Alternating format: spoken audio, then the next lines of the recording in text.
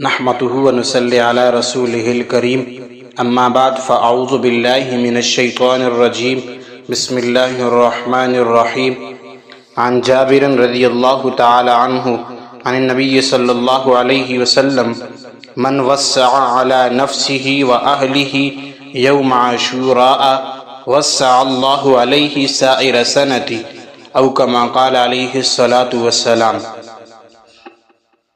حضرت جابر رضی اللہ تعالی عنہ روایت کرتے ہیں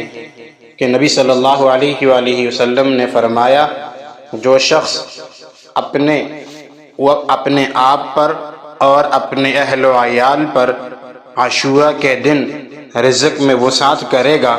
تو اللہ تعالیٰ سارا سال اس پر رزق میں وسعت فرمائیں گے۔ یعنی جو شخص 10 محرم کو اپنے اوپر یا اپنے گھر والوں کے اوپر رزق کے اندر فراخی کرے گا، عام روٹین سے ہٹ کر،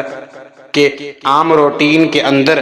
گھر کے اندر جو چیز پکتی ہے، جو چیز استعمال ہوتی ہے، اس سے ہٹ کر 10 محرم کے دن وہ اپنے گھر والوں پر زیادہ رزق کے اندر وسعت کرے گا، لہذا زیادہ فراخی کرے گا تو اللہ تعالی سارا سال اس کے اوپر رزق میں فراخی اور رزق میں وسعت فرمائے گا۔ تو نبی صلی اللہ علیہ وآلہ وسلم نے اس کی ترغیب فرمائی ہے۔ تو اس سے معلوم ہوا کہ ہمیں محرم کے شروع کے دنوں میں 2 کام کرنے چاہیے، ایک کام 9-10 محرم کا روزہ اور دوسرا 10 محرم کے دن